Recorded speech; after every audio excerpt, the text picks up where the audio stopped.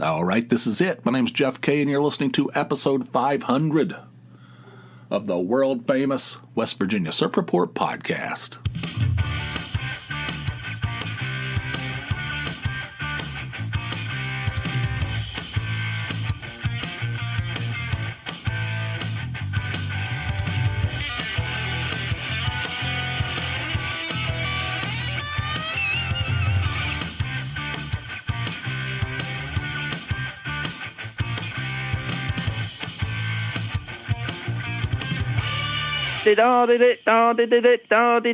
This shit is way out of line.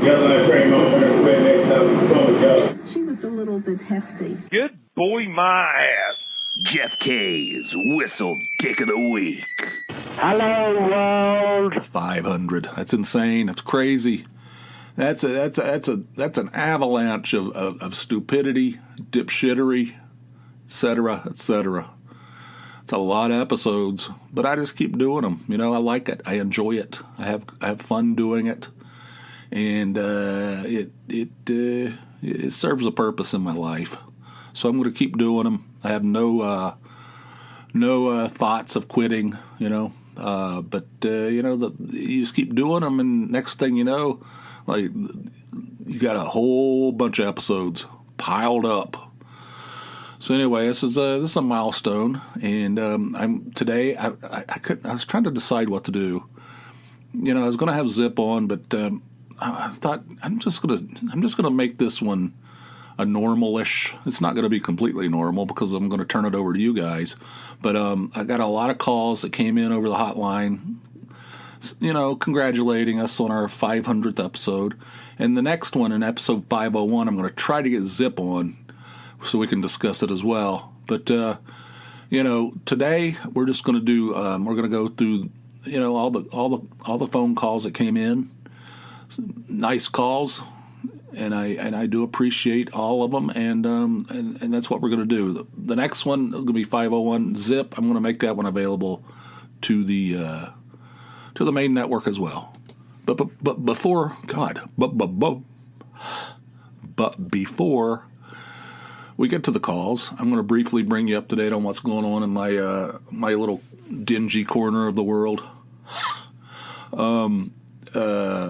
Let's see. Tony's in Reno, out there visiting her mother and her stepfather, both of which are not in very good health. She's out there with her sister, and she's going to be out there through Tuesday, I think. So that's something. That's something, because they didn't talk for years, and now she's visiting. Just good. I mean, I always felt a little off, felt a little weird about it, not talking to your mother. But she, there's reasons. Believe me. Ho. Woo. There's reasons. But anyway, so that's good. She's not in very good health. She's 80, but she's out there right now. She flew out on Saturday, and on Friday, Tony and I drove to Pittsburgh to see the younger boy. He graduated from a program he's in out there, and that was a quickie. We had to fly. We had to drive out there 5 hours, go to the ceremony, and it was good. It was really good. It was really well run, and each student spoke. There's 12 people that graduated. Each student spoke. The younger boy did great. And then they went around and had, family members speak. I'm like, what the? They expect me to get up in front of this crew. So Tony stood up and talked. She did great.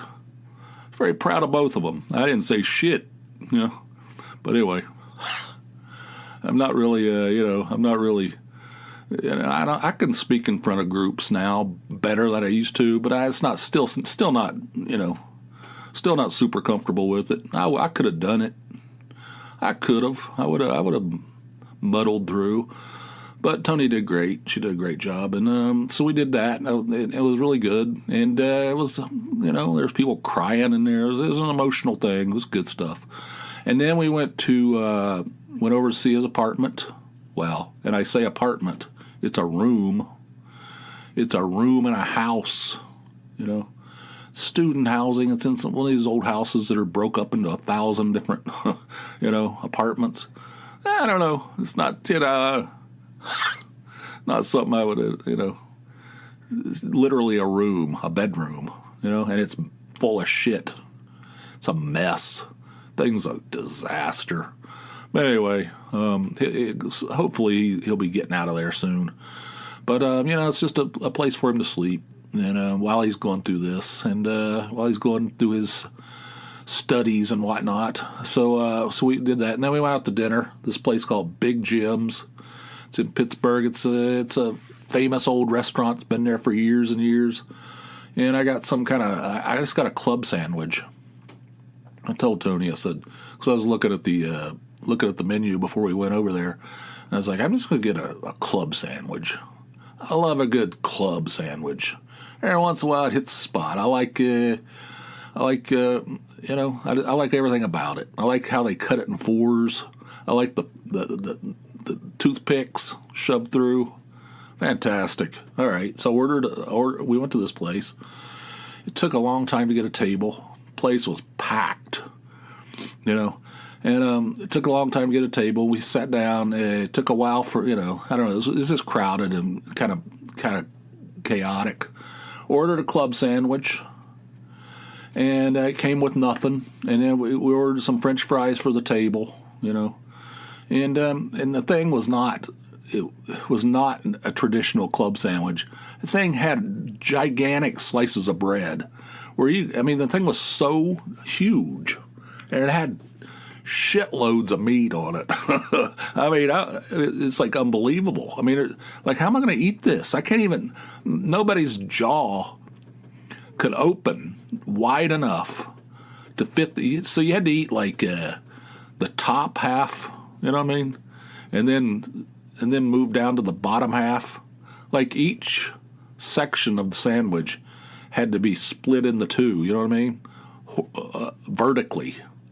You had to eat it in half vertically, if you understand what I'm saying. Like you eat the top half, like the bread, and half of the meat and the toppings, and then the bottom half. You know what I mean? Oh, it's ridiculous. It was ridiculous. It was good though.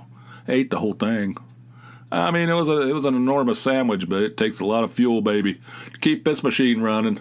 Had no problem knocking that shit down. And then I was going to pay the bill, and she's like, our credit card machine's down. Do you have cash? I said, no. This is 2026. There's no cash. Do they even make that anymore? So anyway, she goes, well, the guy, he's going upstairs and see if he can fix it. See what, he's up on the roof, like adjusting the aerial? What the hell's going on here? She goes, I'm going to leave this on the table, and if he gets it up and running again, I'm going to run over here and grab it and put your order, or pay it real quick. I said, whatever. She goes, I'm very sorry. This has been a mess for you people. I said, yeah, it's cool. Everything's cool. We enjoyed it.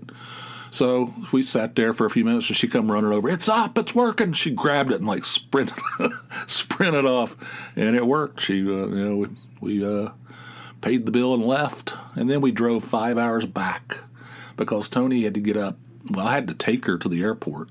So the first, Friday, I had to get up at 5 a.m. The next day, I had to get up at 7 a.m. It sucked ass. I was a mess. Just a spiritual disaster, just spiritual, physical, emotional mess for, all day Saturday. It's like one of those things where I don't even remember much about Saturday. It's just so tired. Felt like I was going to vomit. But anyway, that's how things are going. There's other stuff going on I don't even want to talk about. Work stuff. I'm going to get ulcers. I'm going to have my stomach lining's going to be completely eaten away before I hit retirement, which could be sooner than I think, sooner than I hope for. But anyway, so that briefly brings you up to date on that, and we'll get to the cause now, and let's start out with John in Canada.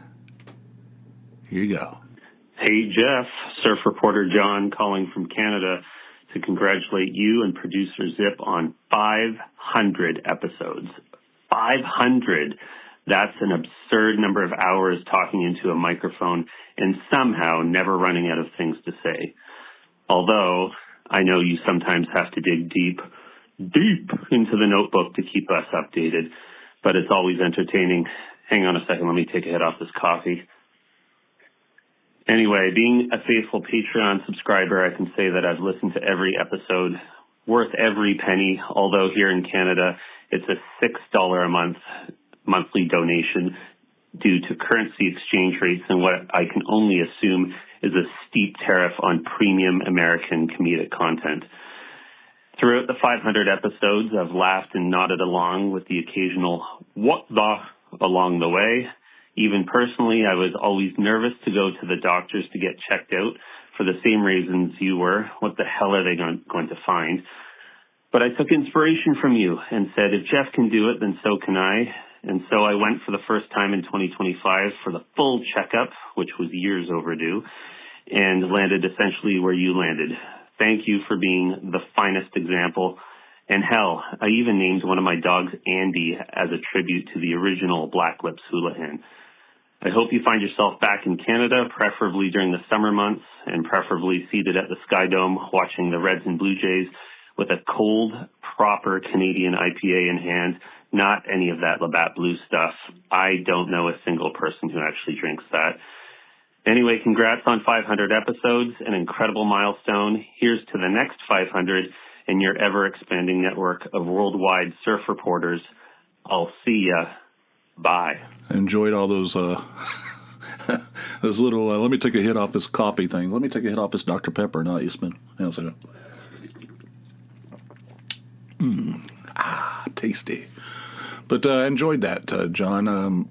Yeah, you were able to work a few of them in. What the? Oh, yeah, that's pretty good. And I'm glad that I inspired you to go to the doctor. Hate the doctor, as you know, as you mentioned. But it's one of those things, I guess, you're supposed to do. I know you're supposed to do it, so I do it. In fact, I think I have another appointment coming up, and I have to do like blood work, the whole thing. It's every time I give blood, or every time there's some kind of an exam, I just assume the worst. They're gonna find something catastrophic, So anyway, we got to do it. So I'm glad I can inspire you. And yeah, let's go. I'd love to be. I want to go. Before I leave this part of the country, if I'm able to, I have to go to a Reds versus Blue Jays game. That's within driving distance of here. The only ones that I haven't been to within driving distance are the two New York teams. I've been to Yankee Stadium, but I went to the previous Yankee Stadium. There's been about a baker's dozen of them. Now, I think there's been 3. Actually, the original one, and they completely redid it. Does that count as 2, or does that count as 1? But anyway, I went to the previous one. Haven't been to the new one. And also, they weren't playing the Reds when I saw them, when I went there first time. So that doesn't count. So both New York teams I have not been to. Haven't been to Toronto, and I've been to Fenway, but again, it wasn't the Reds, so it doesn't count. So I got 4 more within within comfortable driving distance. So I need to make that happen. I already got tickets to the Yankees for this year, so that's going to be one down. And within the next couple of years, I want to knock out those 4 stadiums. And that's fine. Labatt's Blue. I don't know. I bought an 18-pack at some kind of weird trading post when I went to Canada a few weeks ago. And they're like, let's stop here and get the guys I was with. I didn't even know who these guys were. And they're like, let's stop and get some beer for the room. I mean, we had our own rooms, but, So I went in there and I was going to I'll find something, and it was all just like swill. It was like, Bud Light, Miller Lite, that kind of stuff. So they didn't have anything. There's nothing interesting, This is in New York, So they had Labatt's, and I thought, well, at least that's Canadian, right? I'll get some of that, At least if I'm going to drink swill, if I'm going to drink straight swill, I should at least get a Canadian swill, right? It wasn't. It was sweet. I don't know. Weird. I finally knocked out all 18 of them. I think I drank 5 when I was in Canada, and the other 13 I brought home. And I finally just finished them literally just a couple nights ago. Anyway, but yeah, John, I appreciate it. By the way, John helped me out a few years ago.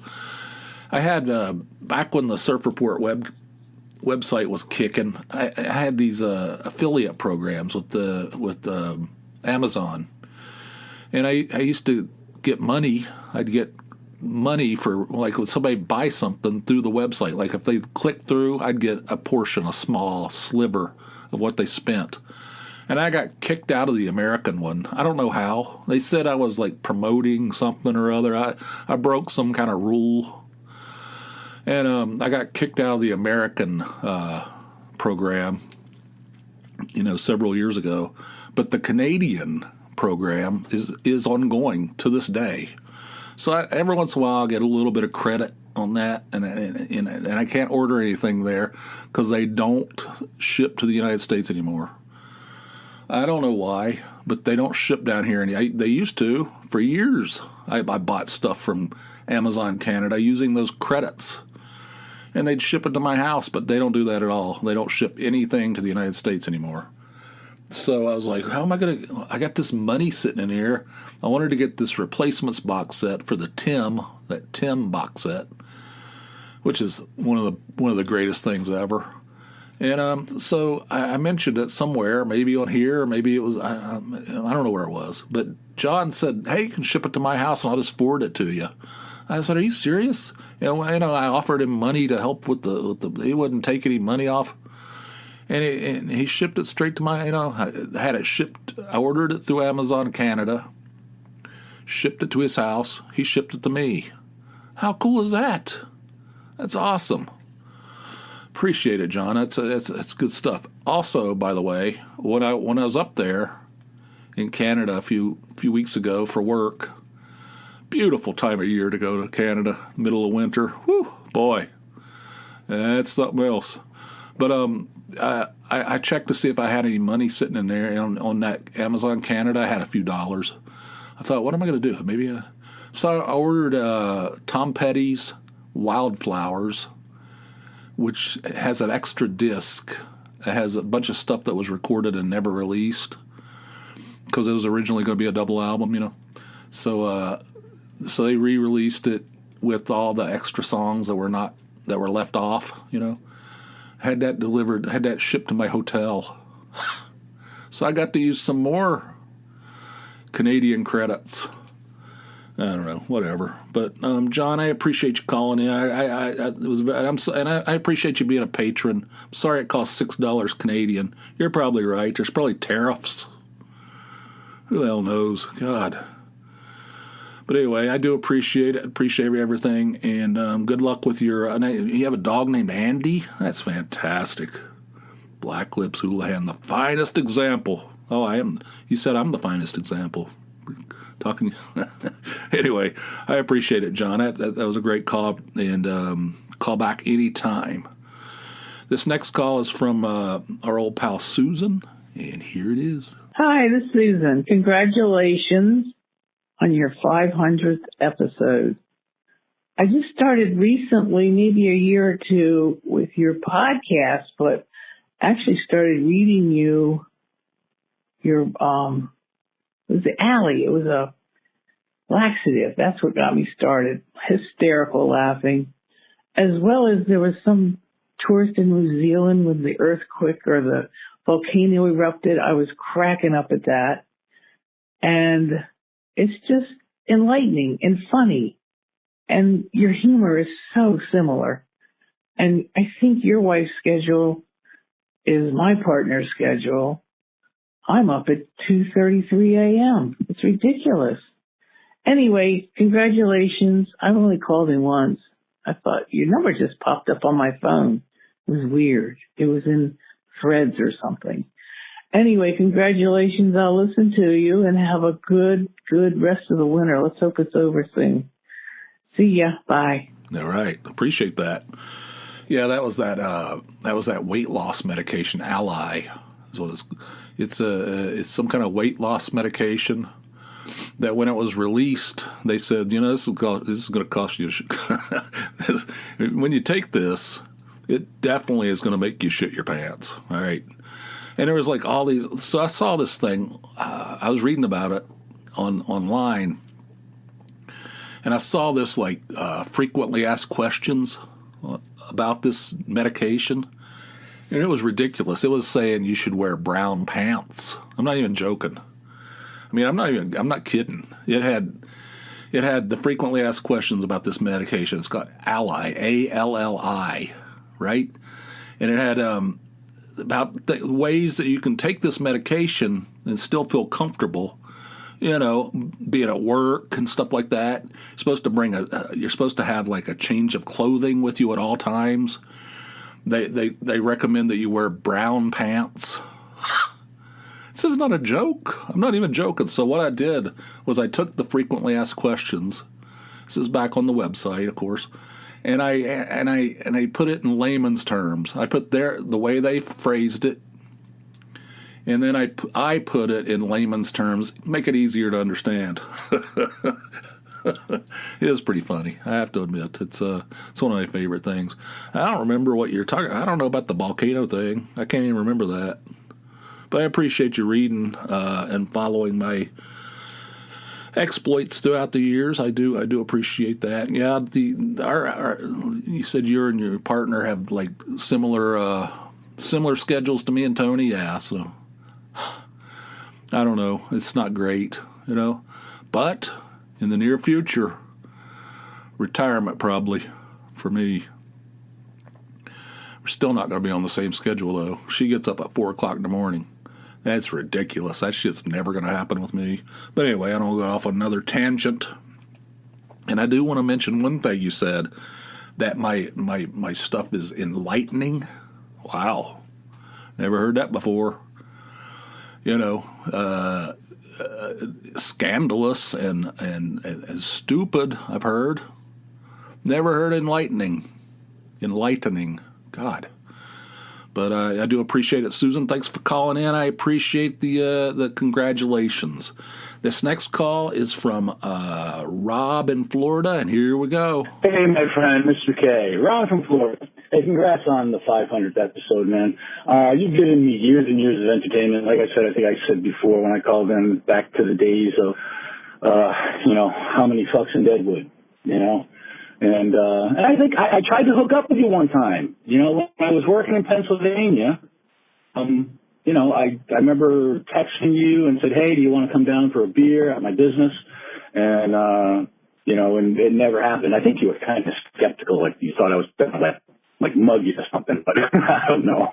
Anyway, thank you for many, many years of fantastic entertainment.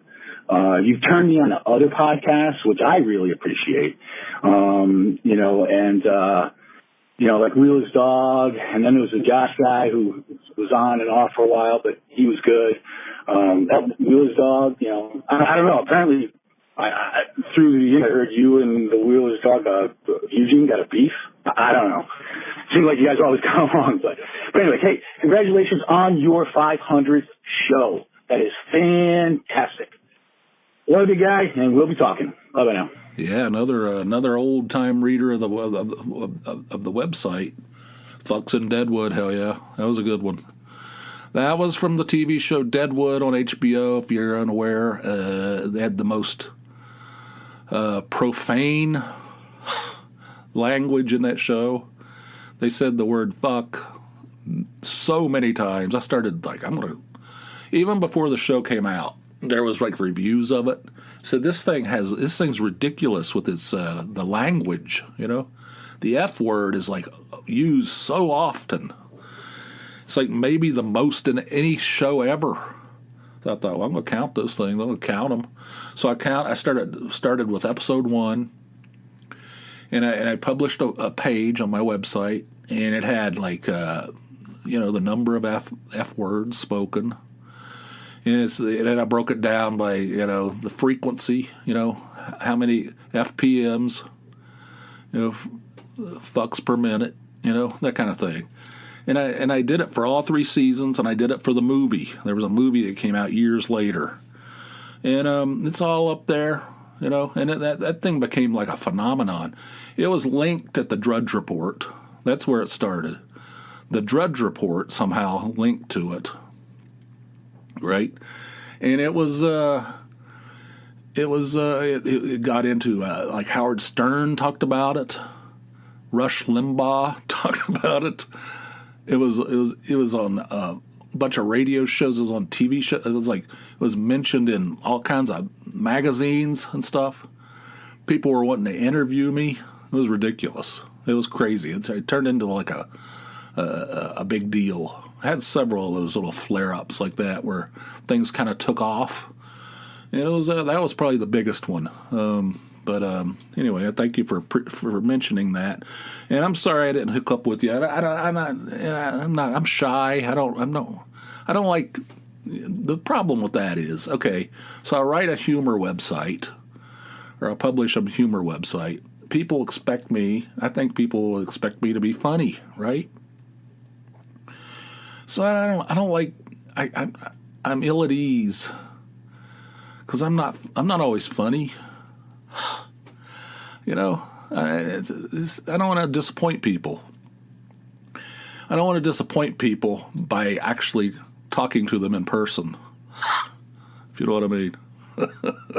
So I did it a few times. People, especially when the website was real popular, people would always want to meet up with me and, things like that. I did it a few times. Didn't really go well in any instance, I don't think. I had somebody that was coming from Michigan, I think, and they had some kind of beer that's like hyper regional. You can't get it anywhere. They wanted to drop it off, and they said we're going to just be going through there and just pick some place off the interstate, off I-81, and I'll hand you off. We're in a hurry, so it's not going to be. I'm not going to be hanging around. I met somebody in a parking lot somewhere. They gave me a case of beer, and then they just got back in their car and drove off. I mean, there's been some fun times, but I'm shy. I'm not real. I'm not Mr. What's the word I'm looking for? I'm not a schmoozer. I don't have those skills. But nothing personal. I just kind of steer clear of those kinds of things. I mean, I appreciate it. Probably would have gone fine. I beat myself up too much. Put too much pressure on myself. And the Wheeler's dog, what? You said Eugene and I have a beef? I don't know anything about that. Is that true? Did I do something to piss Eugene off? Like, what did I do? I don't know anything about that. If there's beef, that beef is only going in one direction.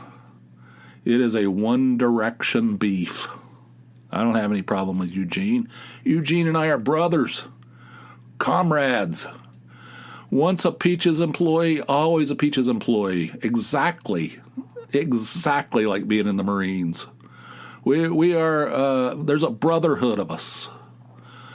And that's unbreakable. No way. I don't have any problem with Eugene. If he has a problem with me, I don't know about it. And that's A. I don't know about it. 2, I apologize. A and 2. A, I don't know about it. And 2, if I did do something, it wasn't on purpose, and I apologize. But I don't know anything about that. My phone's turned on because nobody's home, and Tony's on the West Coast. So sorry about that. It's chirping. But anyway, no issue with beef. There's no beef. I mean, I enjoy beef, but not this kind of beef. I don't have any problem. Thanks, Rob, for calling in. I do appreciate it. Speaking of Eugene, here we go. Hey, Jeff, I just wanted to call you before I forget, because yesterday I was sitting back, kicking back, listening to some Toll. And then today I was doing a few errands, listening to some Priest. And I was like, I need to call Jeff and congratulate him on the milestone of 500 podcast episodes for the West Virginia Surf Report. Yeah, Congratulations, Jeff. This is your old pal, Buddy Eugene, from the Wheeler's Dog podcast, which I drew inspiration from your podcast, and you thankfully let me kind of rip you off, so I appreciate it. And again, congrats. Now I'm going to go and listen to some Death, Megadeth. Bye.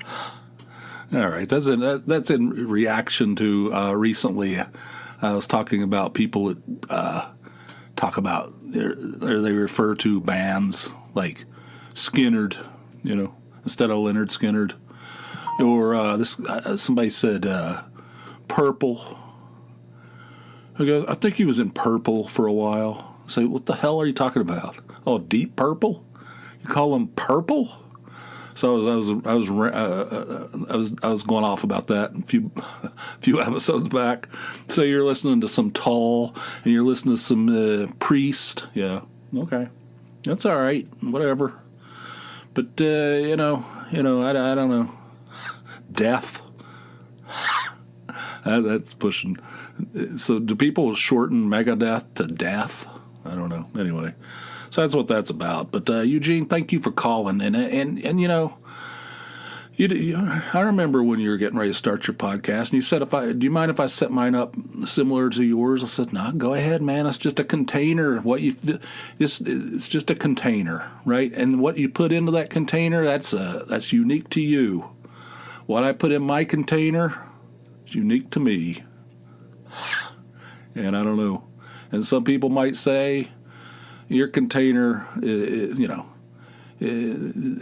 bubbling and overflowing, with stupidity. My container. But anyway, you know what I'm saying about our containers.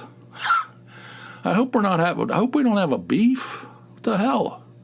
What did I do? God only knows. I cause all kinds of messes without even knowing I'm doing that.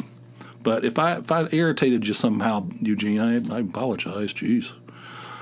This next call is from an international call, because it's the world famous West Virginia Surfport. This one's coming straight out of Melbourne, Australia, and here it is. Hey, Jeff. Stuart from Oz in Melbourne, Australia. Mate, congratulations on the 500th show. It's an amazing achievement. I could never stick at anything that long, I don't think. Just wanted to check in and say, keep up the good work, bud. It's fantastic. Keeps me going. And, keep doing it. Cheers. Bye. Thank you, Stuart. I do appreciate it. I hope you didn't have to pay international fees on that. Because it's, my phone's chirping.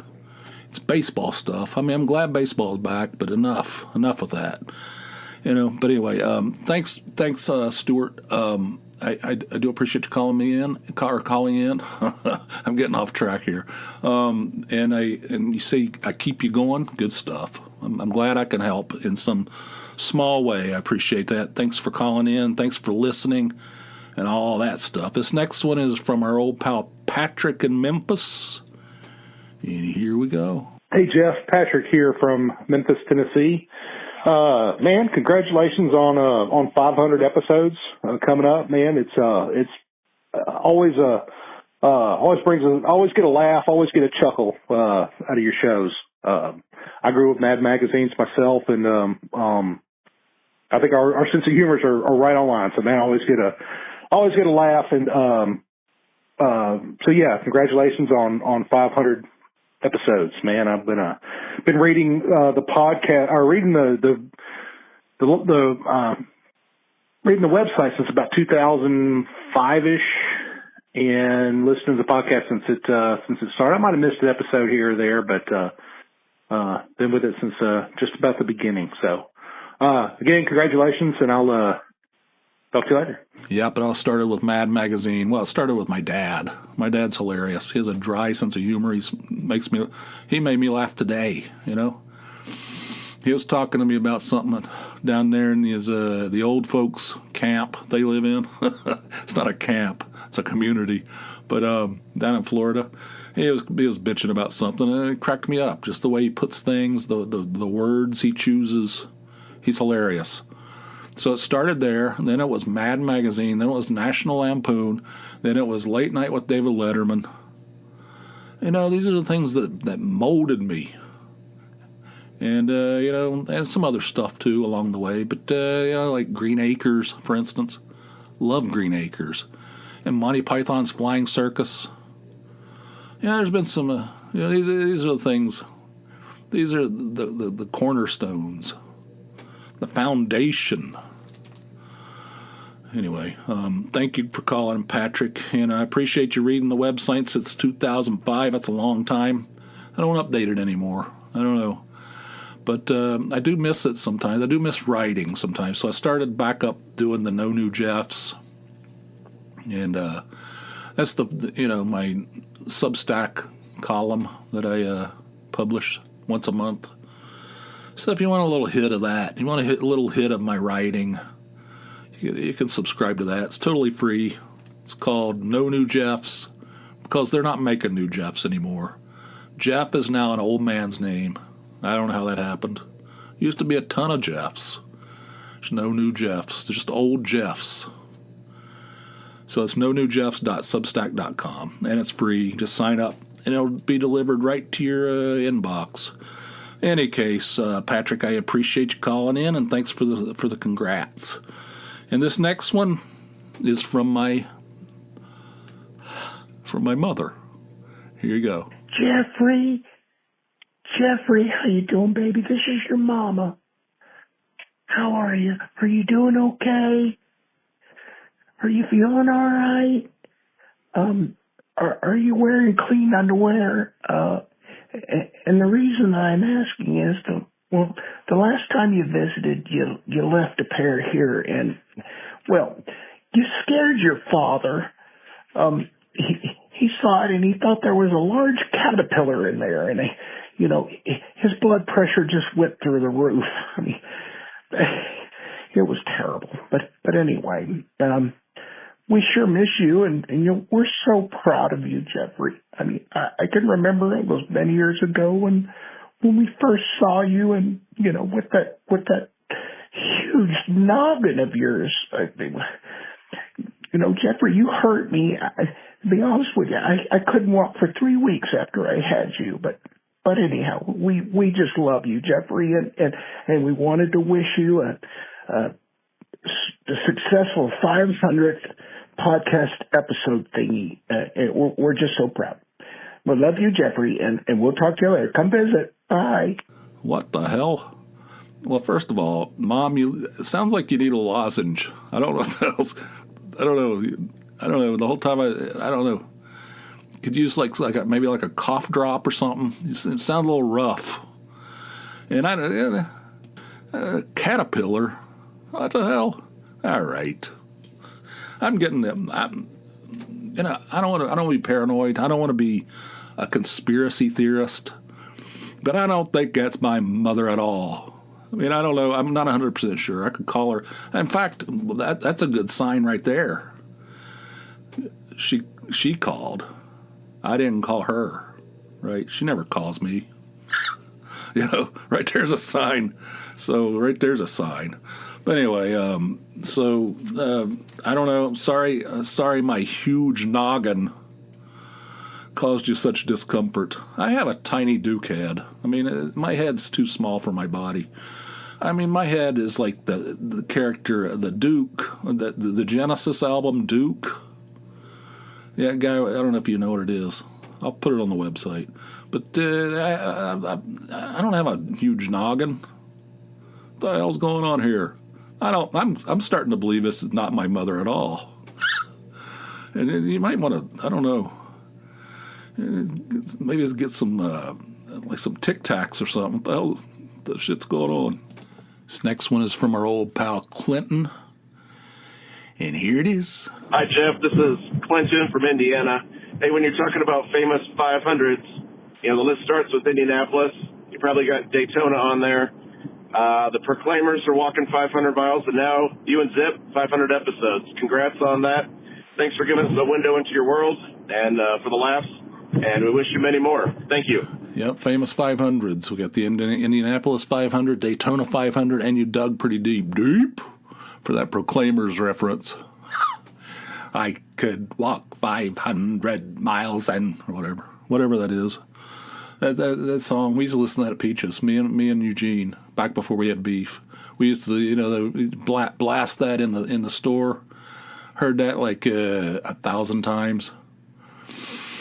But yeah, so I can't really think of any other famous 500s. I don't know of any. I think you got them all. You got Indianapolis, Daytona, and the Proclaimers. There you go. And I appreciate you calling in and listening, Clinton. I do, and I'm glad I could give you a window into my world. Oh, it's a sordid window. I don't know what I'm talking about. But I do appreciate you calling in, and I do appreciate you listening. God, I'm having trouble.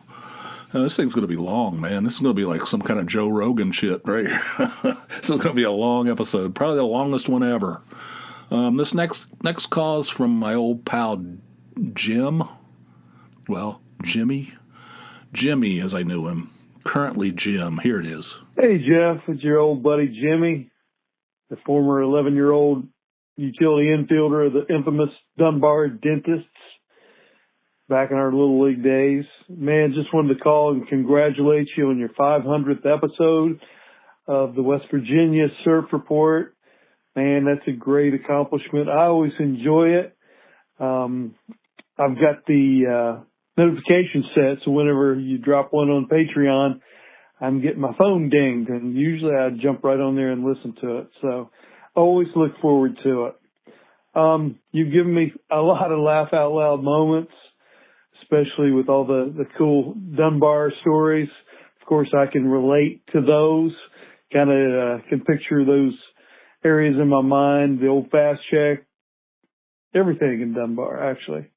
But keep up the good work, man. I appreciate all the deeps and the bunkers and things like that. And, at about 500 episodes, I did a little math, and I think that's about 10 full 24-hour periods. So I've dedicated 10 days to listen to the West Virginia Surf Report, which, wow. Well, time well spent, too. I enjoy it. So, again, congratulations, West Virginia Surf Report's definitely my favorite podcast, and which I had never heard of Patreon until you advertised it. So actually, I've been using it myself for the past 8 years with my sports magazine. So thanks for that as well. So God bless you, man, and we will listen for more notifications to ding on the phone. Bye. Thanks, Jimmy. Appreciate that. Yep, we played on the same Little League team, the Dentists. It's a hard word to say, Dentists. The mighty fighting Dentists in Dunbar, West Virginia. Hang on a second. Shit's this. Hang on a second. All right, I'm back. 30 minutes later, 2 phone calls. Anyway, we're talking about the mighty Dentists, the Dunbar. Is that what we're talking about? The Dunbar Little League was a good team. We were the best team, not just good. We were dominant. Yeah, Jimmy and I played for that team. Good stuff. He left Dunbar though before junior high, so it was a grade school era. I knew him. So anyway, Jim, thanks for calling in. Yeah, the Dunbar references, fast check. Oh boy. I have a bittersweet memories of that place. I worked there, and that was during a different time, obviously, and that was an era when you could take abuse, or when management could dole out abuse of their employees. Oh, I felt it, and I think every one of them. I feel like, well, I don't want to get into that. I don't want to get in a lawsuit. But anyway, so yeah, and you said you added it up and it's 10 full days. My podcast, if you add it together, 10 full days. Wow. As you said, wow. But it seemed like you're getting ready to say, I don't know about that. But then you changed gears, I heard. In your mind, you're like, I spent 10 days of my life listening to this podcast? But then you changed gears and said, time well spent. I appreciate that. And the Patreon thing, hell yeah. I mean, it's there's a podcast I listen to. I don't want to go off on a tangent, but there's a podcast I listen to where the guy pronounces it Patreon. Have you heard this? I'm like, what the? Like, it's hosted by two guys. Now, one of them pronounces it Patreon, which that's the way everybody pronounces it, whatever. Everybody on every podcast that I've ever heard pronounces it Patreon. But there's this guy, he calls it Patreon, and his partner, his co-host, calls it Patreon. Like, how do you just stick with something and you're the only one that says it that way, but you dug in your heels on it? Anyway. Yeah, in any case, just so you guys know, you mentioned Patreon. Just so you guys know, Jimmy, is a longtime sports writer. He has a magazine, a newspaper called Wallies and Wimpies. It's I think it's mostly football, right? Sports. It's sports in general, but I think football is the bread and butter, like high school football and college football. It's a freebie newspaper, I believe. It's available around in West Virginia. He's the owner and main writer for that, and he's a longtime sports writer. I think he's the head of the West Virginia Sports Writers Association. I'm not sure if that's the name of the association or what, but it's something along those lines. He's a good dude, and I've known him since I was a little kid. We used to, I don't know, spend the night together, and when you're little kids, and Jim's been around been in my life for a long time. He was actually when we were in Cincinnati recently, he was up there. And when Tony and I went to Cincinnati, that was that trip where my feet got destroyed. Where I was had to walk across that bridge from Kentucky repeatedly, and I had shit shoes on. I don't know. I chose the wrong shoes. My feet were destroyed. I'm not even joking. I think it was my left foot. It's better now, but it was like that. It was messed up for a year. That's not even an exaggeration. I mean, I was destroyed. I could barely walk. I was like crippled up. But anyway, on that trip, he was up there too. Jim was. Just happened to be up there, and he was going to see the Stray Cats somewhere, Dayton, I think.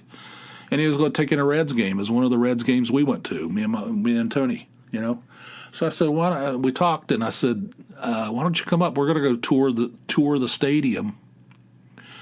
I love doing the baseball stadium tour. It's fun. If you haven't done one, do it. It's highly recommended. So he came, and we all, the three of us, toured the stadium together, and it was fun. And then we went across the street and had some tacos at a restaurant. Fantastic. But anyway, I appreciate you, Jim. I appreciate you calling in. Thanks for listening, and I'm glad that your hopefully Patreon's working out for you, as well as working out for me. And thanks for calling in. This next call, and I'm excited about this. This is I said I hope some celebrities call in, and we got at least one that called in, and it's none other. Like I was hoping. This is the answer to all my dreams. Mr. Bob Dylan. He started out 500 episodes ago. It's Jeff K. in the West Virginia Surf Report Show.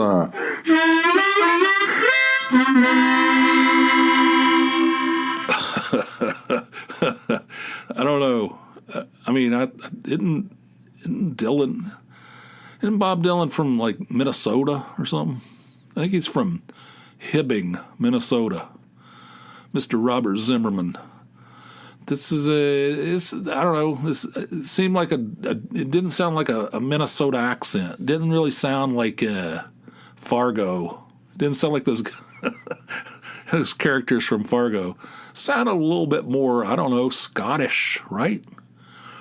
But anyway, whatever. I mean, I'm not here to criticize or to second guess the accent of a legend, the Bob Dylan. I mean, what, I really appreciate you, blowing that harmonica at the end. Didn't really sound like a Minnesota. I don't know, whatever. But thanks, Bob. Thanks for calling in. That's great, man. You made my day. It's awesome. All right, before we get to the next one, I'm going to crack open another one of these. This is so long, that's going to be a 2 Dr. Pepper episode. Hang on a second. Woo, brother. Take a hit off this bitch. Hang on. Ah, that's good stuff. Remember the first time I had a Dr. Pepper, it tasted like cough syrup, I thought. I was a kid. I was like, God, people like this? This is something people buy for pleasure? Now it's my favorite. All right. Anyway, I don't drink soda at home very much. But we bought a few sodies for our trip to, oh my God, this thing, I want those things in the river. Let me turn this thing off. Screw it. Oh, I can't turn it off. Damn it. I'm sorry about that. Anyway, we bought some sodies for our trip to Pittsburgh, and now there's a few left over, so I'm knocking those bitches back. So this next call is from Matt G. And Matt G calling in from Kentucky, and here it is. Hey, Jeff and Zip. This is Matt G. from Florence, Kentucky. I just wanted to call and congratulate you on hitting 500 episodes of the West Virginia Surf Report. That's a hell of a milestone. I wanted to mention how I first found the show because it was such a weird, random internet trail. I grew up in Ashland, Kentucky, in that tri-state area of Ohio, Kentucky, and West Virginia. I frequented Huntington in my teenage years before going to college and moving to northern Kentucky in the early 90s. Now, years ago, I was looking for information about the record store Sights and Sounds in Huntington, West Virginia, and somehow the Surf Report came up in that search query. I think it linked back to a comment Jeff made in one of the early print zines about Gary and his record store. So I searched out the Surf Report from there, and for whatever reason, that hooked me, and I've been following and reading and listening ever since. And this may be me misremembering, but I think the first version of that Smoking Fish, Gary had printed out and hanging somewhere in that record store because that doodle always seemed more familiar to me than it should have. So when I ran across it again, it had that strange feeling of already being part of my memory. Anyway, I just wanted to say congratulations and thank you. 500 episodes is a real accomplishment. It takes consistency and a lot of love for what you're doing, and it shows. I'm really glad I stumbled onto it all those years ago. Congrats again. Thanks for all the ridiculousness. And here's to 500 more episodes. Speaking of the tri-state area, I'm going to take a hit. Matt, speaking of the tri-state area, I always felt like living in West Virginia, I always felt a little irritated about. It felt like the tri-state area in West Virginia is West Virginia, Ohio, and Kentucky, right? The tri-state area. But if you go to Kentucky, is West Virginia part of their tri-state area? I don't know. I felt like it. No, I felt like it wasn't. I felt like only it was a one-way street with the tri-state. I felt like West Virginia had Ohio and Kentucky, but I didn't think Ohio and Kentucky had their tri-state. It included West Virginia. You know what I'm saying? So I've been harboring this resentment all my life. All my life. I don't even know if it's accurate. But anyway, so you said that you were doing some research on Sights and Sounds. Fantastic record store over by Marshall University in Huntington, West Virginia. And Gary, the guy that ran that thing, awesome. That was my hometown, my home base record store was Budget Tapes and Records in Charleston, West Virginia. But close second was Sights and Sounds. And Gary was the proprietor there. Fantastic record store. Loved that place. He turned me on to so much stuff. He sold me stuff that I would have never even heard of before. Like he was like really into like psychedelic, like late 60s psychedelic stuff. And he turned me on to stuff. He got me to buy a record, a reissue of an album by an artist called Merrill Fankhauser. It was called Merrill Fankhauser and HMS Bounty. Like, that's how deep it goes. The guy's like, he was like, he knew so much about obscure shit, you know. And I don't know, I don't remember. Maybe he might have put up the Smoking Fish, the original Smoking Fish. I created that. I created it. I drew that when I lived in Atlanta, believe it or not. So that was like years after I left there. Years after I left the state. I remember going into I had a little room where I had all my CDs and stuff. It was like a bedroom. It was just kind of like my extra room, my little room, my playroom. And I went in there. I think I'd had a few adult beverages, and I was doing an issue of my print zine that I was making fun of zines, like the stuff that, you know, the stuff that happened over and over and over again, you know, the cliches in zines. So I was creating this like a shitty cover. I wanted it to have like a shitty cover, like no effort put into it at all, right? And I wanted the list price to be $5. So the thing looks like crap, but it costs $5, which was a lot of money back then. That was the joke, right? So I just drew this fish on there. It had nothing to do with anything. And it said something like, I don't know, a fish smoking a cigarette and smiling or something. I wrote underneath it. So that became basically the logo of the Surf Report zine, and later website, and now podcast. But anyway, he might have put that up because I did take stacks of my zine down there to him, and he let people. I mean, they were free. Like, I just put a stack of them in there and people take them, you know. So Gary might have framed the original fish. I don't know, but anyway, that's cool.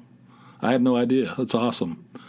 And I appreciate the kind words. That was a good one. I appreciate your kind words, and I'm glad the podcast has brought some joy to some people, and I do appreciate that. So thanks for calling in, Matt. And throw this thing in the frickin' Susquehanna River. Like, it never stops chirping. The phone never stops ringing. I've talked on the phone like 5 times today. Right? At least. Maybe 6.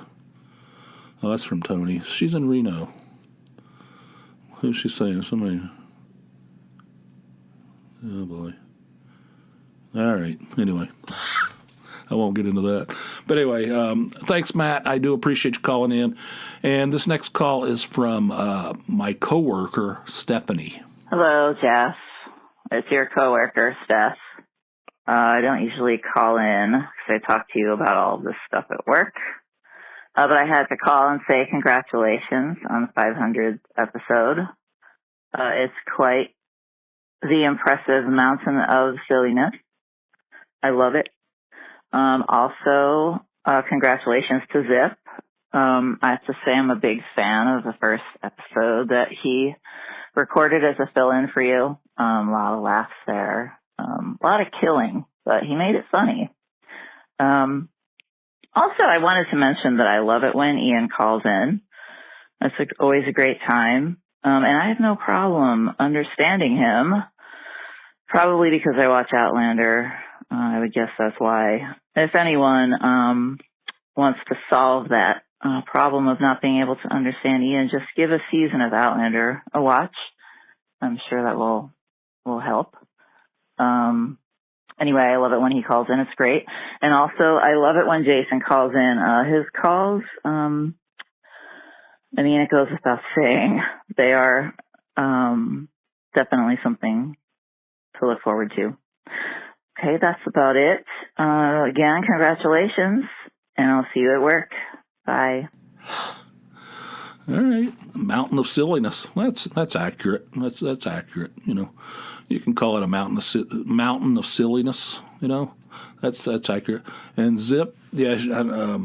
While you're listening to this, Stephanie was going on and on and on about that episode that you hosted. You were a guest host. I think I was in Myrtle Beach, and you told a story about the raccoons getting in your chicken coop or something, killing your chickens. She loved that. That was a good one. That was and then you killed one of the raccoons, and you snipped its tail off, and you hung it over the door of the chicken coop as a warning to other raccoons. That was a good one. That was an excellent episode. And Ian, yeah, you know, he Outlander. Oh my God, Outlander. Yeah, there you go. But, you know, I don't think Ian's not difficult to understand. If you want to hear a difficult to understand Scotsman, watch Clarkson's Farm. That guy Gerald on there. What the? I can't understand a word that guy says at all, ever. You know? But Ian's not. I mean, Ian's pretty good. I mean, I don't have any problem with understanding him, so... And I've never watched Outlander. I don't watch shows with swords in it. I don't even know if it has swords in it, but it feels like it does. It's one of my rules. I have many rules. One of them, I don't watch anything with swords in it. And Jason, of course, yeah, Jason's awesome. He's off the wall. His calls are always worth listening to for sure. And so anyway, thanks, Stephanie. I appreciate it. Thanks for calling in, and I'll see you at work, as you say. And speaking of Ian, here he is. Hey, Jeff. It's Ian in Scotland here. Happy 500th birthday. Thanks for all your efforts, all your hard work in pumping out the shows. They are a source of positivity, generally, and they keep me entertained and cheer me up no end. So, big thanks to you and your producer Zip for keeping the ball rolling on these shows. It's a great and fantastic achievement. 500 shows plus. So yeah, keep them coming, mate. Keep up the work. Bye. 500th birthday. Yeah. All right. I don't know what anniversary is 500. I don't know. I'll have to look that up. I'll have to call. Maybe I'll go on Grok and ask them.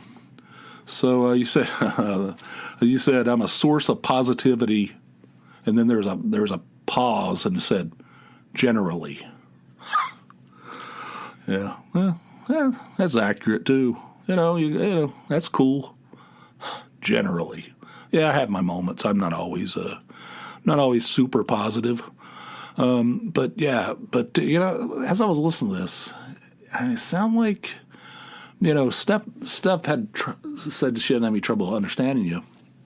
But I noticed this for the first time when I was listening to you today. You do have a hint of like a Minnesota accent. I don't know. I never really picked up on that before. But I know you're from Scotland, but it sounds like there might be like a hint of Minnesota in there. You know? But anyway, I just picked up on that. But thanks for calling in. Always an open invitation. Call back anytime you want. Because this is a world famous. All right. But anyway, thanks, Ian. I appreciate it. All right, this next one is, this one kind of caught me off guard. It's kind of wild. But this next one is from Sunshine and Mumbles. Jeffrey! Hello? Is this thing on?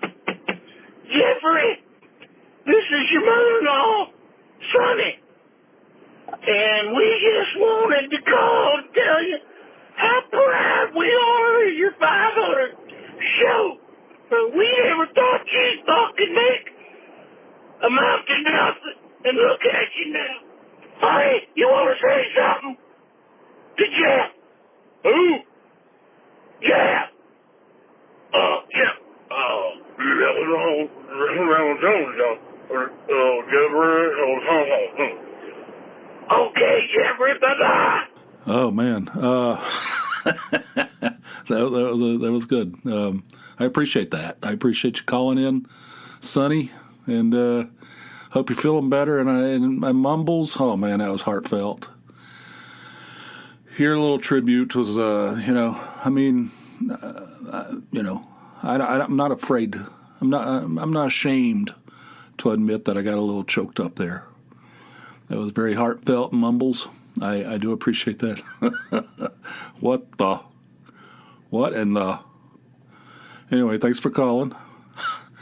And the next call here is from Jeff in Nowhere, Alabama. Actually, he calls twice. So anyway, here's both of them. Hey, Jeff. This is Jeff from Alabama, sort of in the middle of nowhere, Alabama.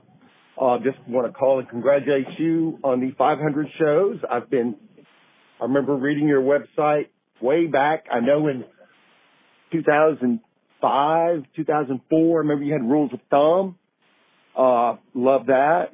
I think I listened to one of your first podcasts. It was just on the website. So congratulations for 500 episodes. I look forward to more. Bye. Hey, Jeff. This is Jeff from middle of nowhere, Alabama. Just called to wish you, congratulating you for the 500 shows. But after I did that, I forgot I wanted to mention about the, am I an asshole, talking about the thing breaking and maybe cutting Tony's foot. I don't totally remember. I have a memory of a gnat now. But I don't think you're an asshole because my memory of it is that you didn't hear it break. You didn't know there was glass on the floor, so to blame you for it, it just didn't make any sense. I don't think you were an asshole. Not saying Tony should have cut her foot, but I don't think it was your fault. It was just sort of a no-fault thing. So, yeah, I heard that, and I was like, I need to call Jeff and let him know what I think. And then, things happen. But now I'm maybe kind of addicted to calling your thing, your Google Voice. So who knows? I may call in later. But I just want to let you know, I don't think you were the asshole. I don't think anyone's the asshole, maybe Tony for overreacting, in my opinion. You can let her know that. Thanks. Yeah, rules of thumb. That's one of the originals. That's one of the when I launched my website, I had some original pages, and one of them was the rules of thumb. That was things that are true, right? So I think the other ones were like, I don't know, I can't remember. What are the other original pages? I don't know. It doesn't matter. But yeah, the rules of thumb, that's good stuff. And so you're with me from the very beginning. Good stuff. And then hang on a second. Oh yeah, you said you listened to the first podcast, which was the Jeff K show. And that was just, I did a couple episodes that were just, I just uploaded the MP3 straight to my website. I think that was before Zip. I think that was even before Zip. I don't know. Maybe Zip was with me at that point. But he probably was, actually. I think he was. But anyway, when I decided I was going to do it, I did it a couple times, just put them up there just to see how it goes. And I called it the Jeff K Show as a joke. That was just kind of like who's Jeff K? And why does he think he's allowed to have a show? But anyway, so you've been with me from the beginning. I appreciate that, and thank you for the "Am I the asshole?" question that I had when I got in bed and something fell off the bed. I got it. Tony went downstairs. She starts out in the bed. She always relocates, right? And then I went up there. She was already downstairs. She'd already relocated. And I got in the bed, and something fell off the bed. I heard it hit the floor. It sounded weird. It sounded like maybe like a belt or a chain maybe hit the floor. Like, I don't know what the hell that is. And I turned the flashlight on my phone. It sounded like it hit on her side of the bed. I looked on the floor, and there wasn't anything there. I'm like, I don't know what the hell it was. Whatever. I'm going to sleep, So I went to sleep. Next morning, she comes in there barefoot, and there's like a bowl fell off the bed. shattered in the floor a bowl. Like, what? Was there a bowl on the bed? That's question number one.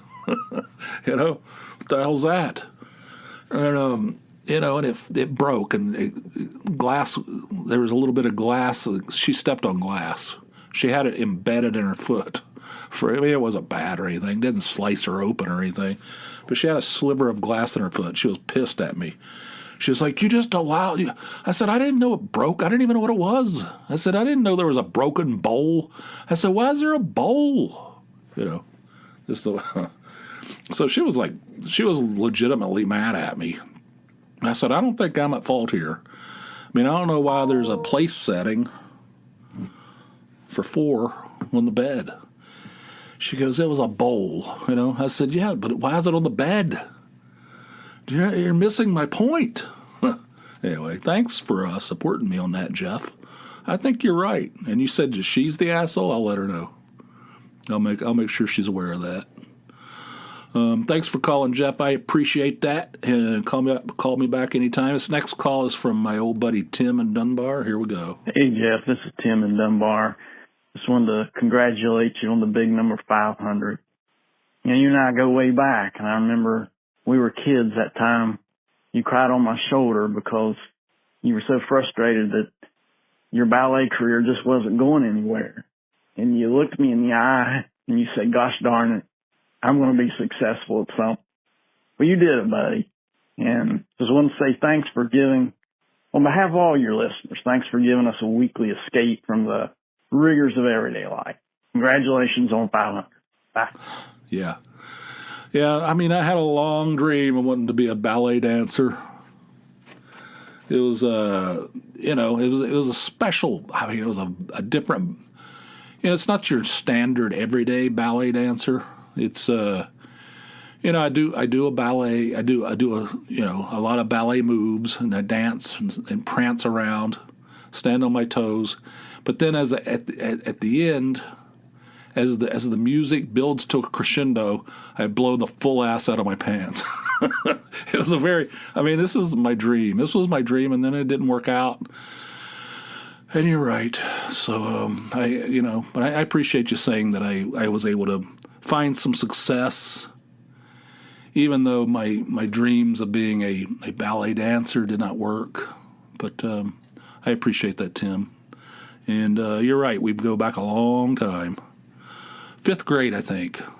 5th grade. That's when I met Tim. Good stuff. And this next one is from our old pal Wisey in T-Town. Here he is. Jeffrey, this is Wisey in T-Town. And I'm just calling to congratulate you on your 500th podcast. I got to say, so I was a longtime supporter of the website, and when you said you were going to start doing podcasts, I was a little skeptical. And I thought, well, you know what? I want to listen because I just want to know what Jeff's voice sounds like, and if it's kind of what I assumed it sounded like. So didn't really have high hopes, but I will say it is probably one of my most favorite podcasts. When your episodes come out, you know, usually within an hour or 2 hours, I'm listening to it and really, really enjoyed it. So congratulations. Keep doing the good work, as our buddy in Scotland would say. Talk to you later, buddy. Yeah, I can understand that. I can totally understand all of that. I mean, I can understand wanting to hear what somebody's voice sounds like. It's like, he has a podcast? Are you serious? I want to hear what he sounds like.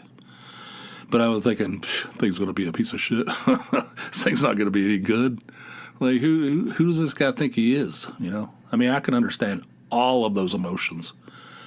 But I'm happy. It makes me happy that you actually seem like you genuinely enjoy it. So, I mean, that's good. That's a win, right? Despite your skepticism, you've stuck with me. So that's good stuff. That's I enjoyed. That's one of my favorites right there. One of my favorite calls. So thanks, Wisey. Appreciate that. All right, and we finally, this is the final actual call. This is I do have an additional commentary from Zip, but this is the last call that came in across the what do you call it, hotline, and this is from our old buddy Steve in Texas. Here it is. Jeff, happy 500th episode. Oh my gosh, unbelievable. Your consistency. Just keep it on trucking. Thank you for giving us so many hours of driving and just relaxing entertainment. Seriously, thank you. And thank you, Zip, for making this happen. I know you guys coming together was kind of like I don't know. It's like Led Zeppelin, you guys. Maybe he's the John Paul Jones of this group. He's the the hidden force. On that note, I have a minor request that might rub Zip the wrong way. But for the 500th episode, I was wondering if you're going to bring in Zip, which is awesome, could you make it a little less like the 300th episode, which I would maybe call the Zip on 3 shots of espresso and possibly an Adderall talks for 80% of the show.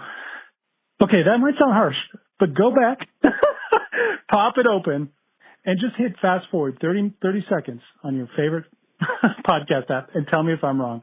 Anyway, I know he was probably just excited to be on there, but hey, Zip, you've got your own podcast. A lot of us, we listen to that too.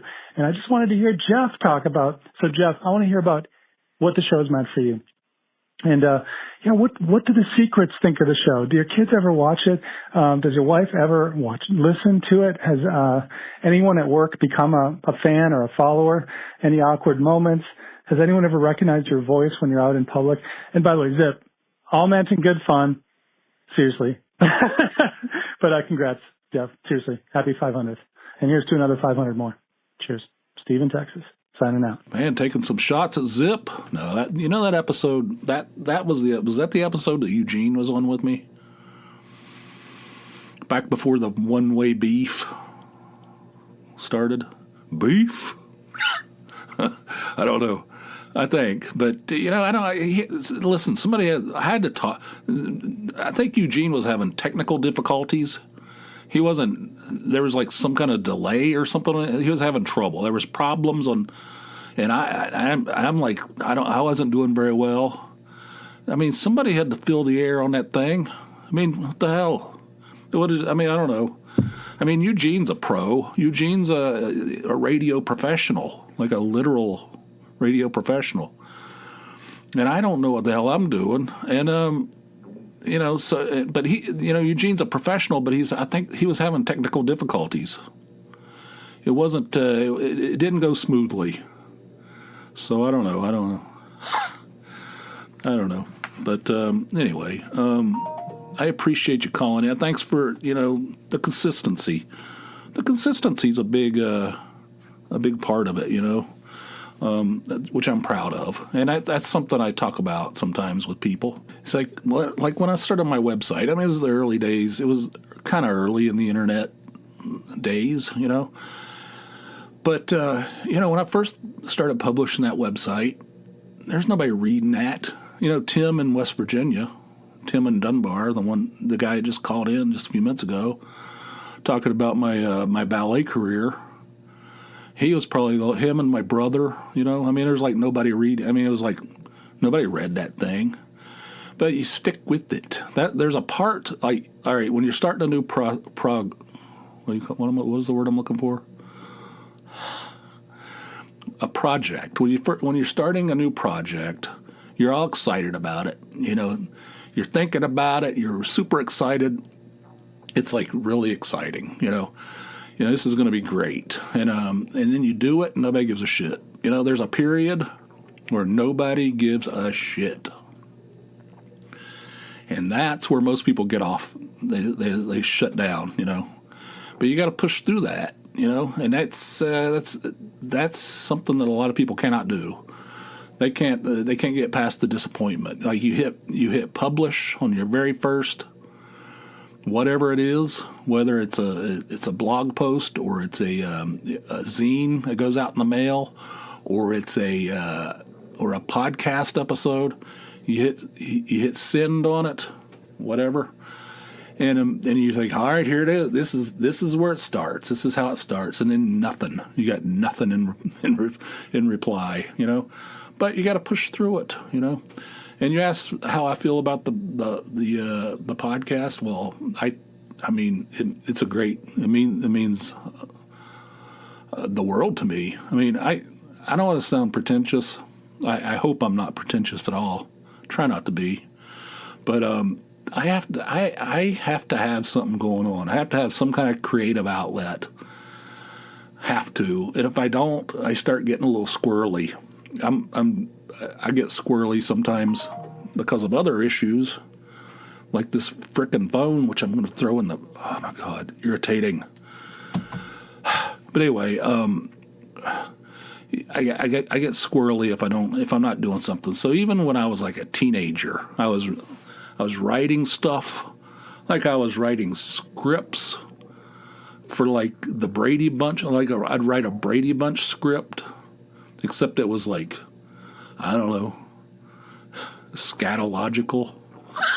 You know, there was all kinds of like, I don't know, there's all kinds of sexual shenanigans. I don't know, but anyway, I mean, always working on something, you know, because I read National Lampoon. I love National Lampoon. I tried to write. I talked about this before. When I was a teenager, when I was probably in high school, I used to read these John Hughes. John Hughes was a writer for National Lampoon. Went on to be a famous director and, 16 Candles and, all that stuff. And Planes, Trains, and Automobiles and all those 80s movies. But before he started doing that, before anybody knew who he was, he used to write these articles in National Lampoon. It was always from the point of view of a teenager, or generally, mostly. And he was, and it was hilarious. And it made you feel like you could do it. I could do that. I mean, there's nothing fancy here. It's just like a teenager talking, and it's hilarious. It's like the best stuff ever. There was one, and it sounds, I don't know how this is, how you react to this, but there was an article called My Penis, written by John Hughes. It was about a 16-year-old girl that just woke up with a penis, for no known reason. There's no reason given, or she didn't know. She had no idea. But she woke, and then, so the rest of the story is just a teenage girl dealing with having a penis. I think this is the greatest thing I've ever read. It was hilarious. The whole thing was hilarious. I thought I could do that. I could write that. It's like written in the voice of a teenager. I am a teenager. I know that voice. Couldn't do it. I sat down to write it. Couldn't do it. So I don't know. It's like you have to push through, though. I don't know what my point was. All right, I finally turned my phone off. It's getting me off track. But yeah, I always had to have some kind of outlet, and if I didn't, there was a period when I moved to Atlanta, and I got a job at Warner Electra Atlantic, the biggest record company in the world at the time. I thought, I need to just focus all my energies on this, building some kind of career. This is an opportunity of a lifetime to work for this place. And I stopped. I just stopped doing my zine. I was doing my zine at that point. I stopped doing it. And I just focused all my efforts on trying to build some kind of a career at WIA, in the music industry, And I got loopy. I mean, it turned me crazy. I wasn't doing anything. I wasn't doing anything creative. I was trying to stand out at work and that kind of thing, but I wasn't writing. I wasn't doing anything. And so, I don't want to sound dramatic, but I got a little kooky about that. So ever since then, I've always had something going on. So the podcast is the latest incarnation of that, and it's completely necessary to me. I have to be doing something like that, and so it means the world to me. And I haven't really been recognized out in public.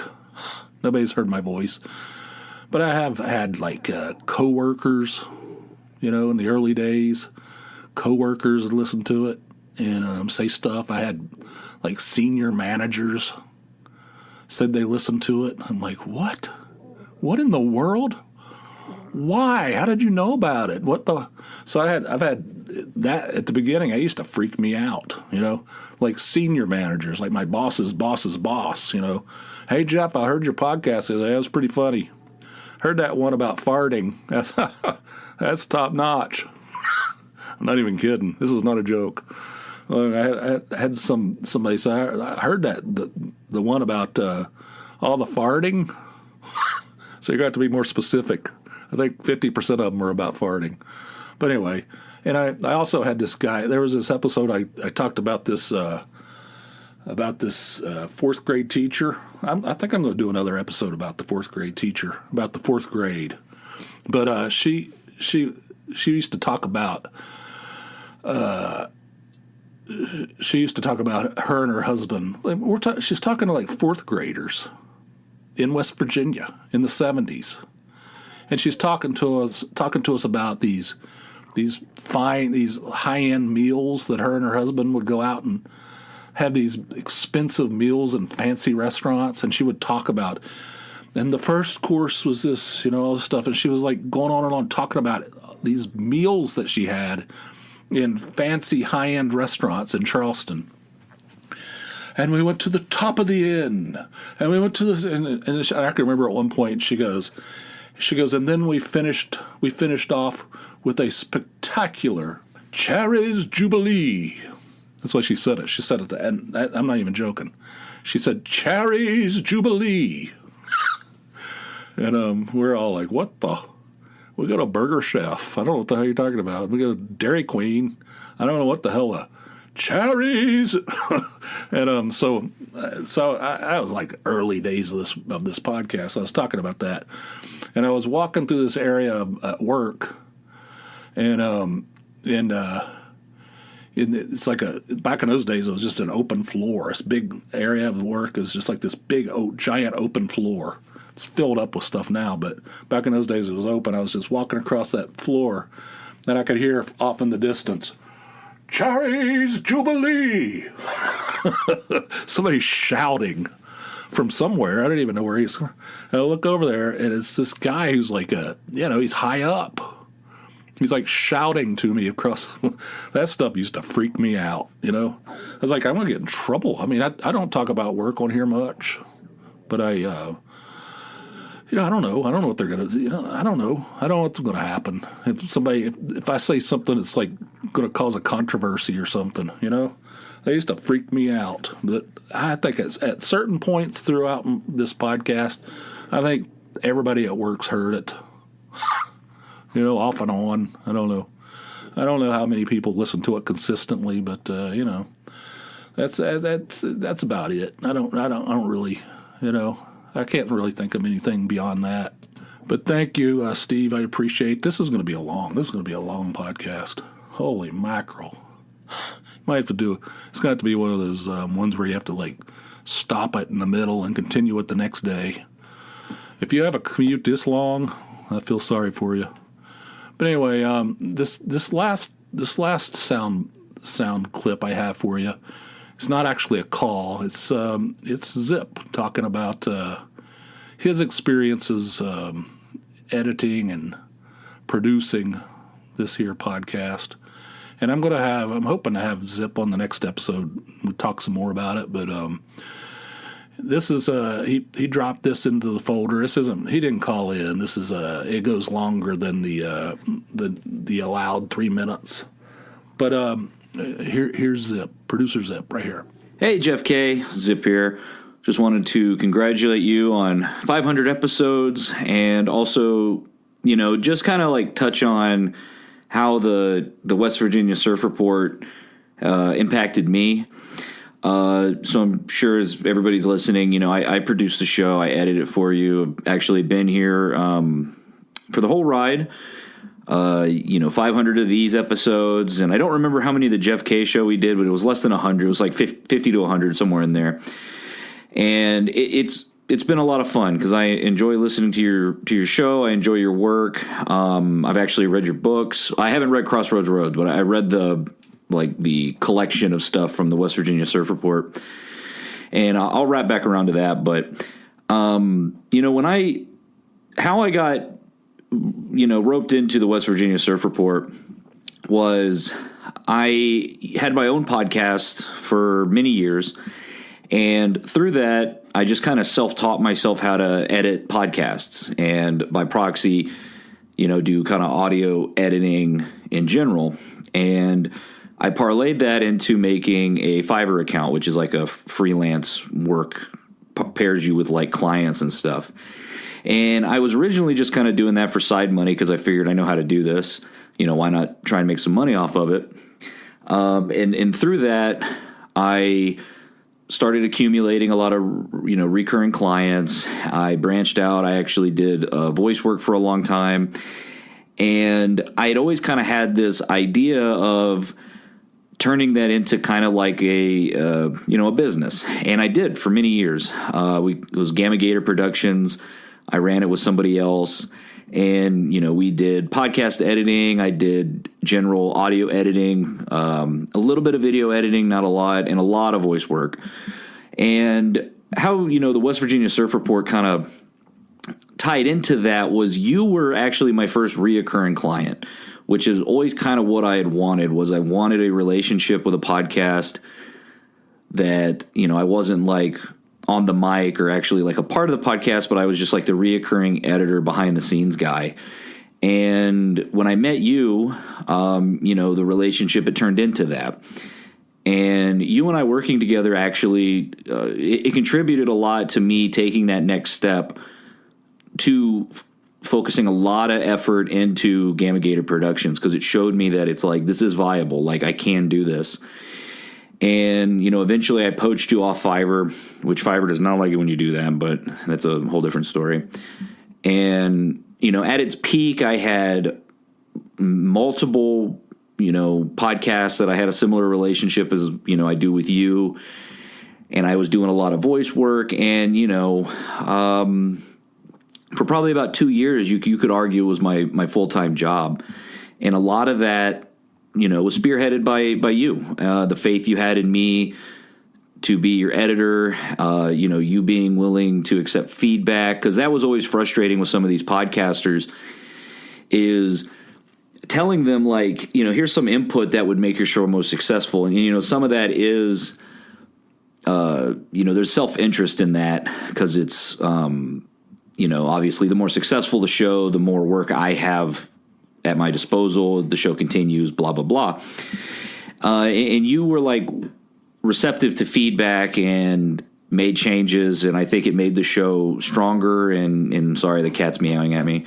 And I was able to parlay that with other podcasts and build those relationships. And, ultimately what happened with Gamma Gator Productions, a lot of different factors. The barrier for entry to like learn how to edit a podcast, it got, I don't know what the word would be, like easier. So a lot of people were able to figure it out and kind of muscled me out of the equation. I took a huge hit during COVID. Because oddly, you would think that a lot of people started podcasts, but what kind of killed a lot of amateur podcasting was during COVID, a lot of more professional productions converting their product to podcasting. And, it's hard. It's a whole different landscape for podcasting now. It's hard to compete with like Amy Poehler when, you're just a guy in a basement. Not saying you, I think you do record in a basement, but it's harder for people like us to compete with that. And that really took a big hit in podcasting. And then like the voice work, I got creamed by AI. That just completely made people like me that do, 2-bit commercials and stuff like that just obsolete. So ultimately Gamma Gator, it went under, and I've shifted gears and I've got a different career now. I'm very happy in it. But, for that like 2 years or so, it was really cool to see something I created from the ground up and all these different, all these different projects that came out of that. And, I got to meet a lot of cool people and do a lot of cool stuff. And ultimately, when I quit doing Gamma Gator, I phased out a lot of the the repeat clients. A lot of the shows just went under, ran into kind of the same problems I did. And like my own personal podcast, I ended up not even doing that anymore. But, I've stuck around with you because I enjoy it. I think you're funny. You're an interesting guy. We've actually never met in person, but I enjoy texting you. And, I joke that I'm your biggest fan because I've listened to every one of your shows. And it's just really cool to have a show that you enjoy listening to that, you would get paid to edit, because that was certainly not the case with every podcast. I listened to a lot of very bad podcasts in the process of editing them. But it's been great, and I'll be honest, I love your story. I love the West Virginia Surf Report, starting out as a zine. That was way before my time, zine. So I learned a lot about that from you, and how you parlayed it into that first wave of like bloggers, and then you evolved it even further into podcasting. And, I think that's really cool. I wish you wrote more. I'm a hypocrite because I write too, but I also don't write as much as I should. And I'll just say, I'll take this opportunity to say, I think you should do another volume of the West Virginia Surf Report, like you had with the volume 1 and 2. You should go back and pick out some of the best ones and make another collection. I think that would be really cool. But yeah, congrats on 500 episodes. I hope we get 500 more. It's hard to believe that, coming up here in a couple months, I think we've worked together for, that would have been 2018. So, 8 years. I mean, that's crazy. But yeah, I love getting to work with you, and, and I love the reoccurring guests and just the reoccurring bits. And yeah, so here's to 500 more, and I've loved every minute of it. Thank you. Yeah, man, I appreciate that. It's been great. I needed somebody. I didn't know what I was doing. I mean, I don't know what I'm doing half the time, in all aspects of my life. But I didn't know what I was doing, especially in the early days of the podcast. And I found you on Fiverr. It said that you would listen to the thing, and like most of the people on there, they said we can do 5 edits for this amount of money, but you have to specify exactly where you want the edits to. That kind of. I was like, I want somebody that's actually going to listen to it, and they know what they're doing, and they edit out what they think, because I don't know anything. What do I know? I needed somebody to be like, take the reins. I send the raw file to them, and they make it sound better. They cut out the shit that doesn't need to be in there, and that's what he was promising to do. And he was easy to work with, and it was great, and we're still together. I mean, I don't know what I'd do if I didn't have him. I'd have to go. I mean, I don't know what I would do. I don't know how to edit. I don't know how to do anything. I have no skills. But anyway, thank you, Zip, for everything. You're a big part of this, and you're right. You've told me, why don't you think about doing it this way? And I'm like, okay, because I don't know, So Zip's been a big part of this, and he's been with me from day one. Those early episodes, like I was talking about, the ones that I said I didn't know if Zip was with me at that point, I just did a couple. I don't even know if I called them the Jeff K Show. I don't know what they were. I just recorded some stuff and stuck it on the website. I just uploaded the file to the website like it was that's not the way these podcasts work. This is like early days. So that's what I was talking about. Zip's been with me since day one, I think. Pretty sure day one of the Jeff K Show, like the very first episode. In fact, I know he has been. So anyway, thank you, Zip. Thanks for everything. I think we've done a pretty good job so far. And I appreciate all your efforts as far as that goes, and we'll talk more about it in the next episode. And we're at the end of this thing. I don't know how long it's going to be, hour and a half or something. God, that's insane. Never had one this long before. Zip's going to earn his money this time. This is going to be a project. But anyway, like all these sound files, I'm just going to have to insert, make it all sound seamless. I just almost knocked the monitor over. But anyway, thanks, Zip. Thanks to everybody who called in. Thanks for the people that didn't call in but are listening to this. I appreciate it. I hope you enjoyed this. And if you want 2 of these a week instead of a measly one, patreon.com is your home. for signing up for that. I don't know what the hell I'm talking about. Patreon. patreon.com/Jeff Gay. Sign up for a $4 or more monthly donation. You'll get an extra bonus episode every week. Well, every time I publish one to the main network. A few days later, I publish one to Patreon site, and patrons get extra bonus episodes. So it's roughly 50% of all these 500.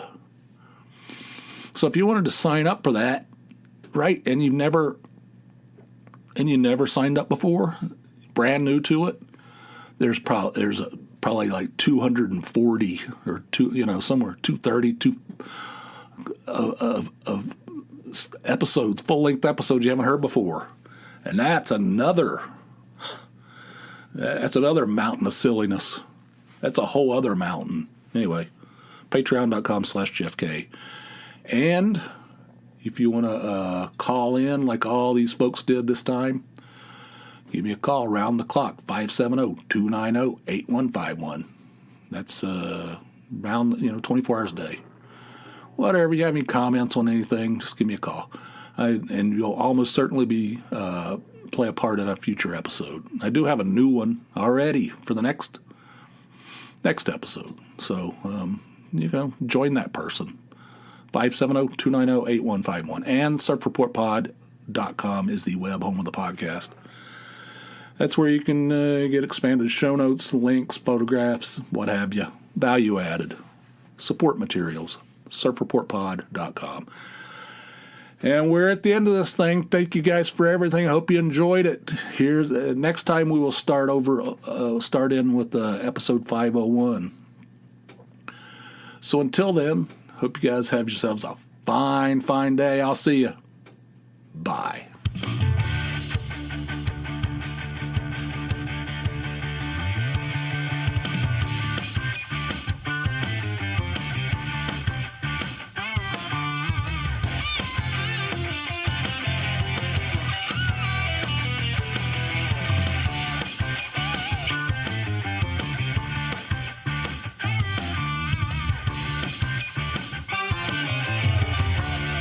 Jeff K. in the West Virginia Surf Report Show.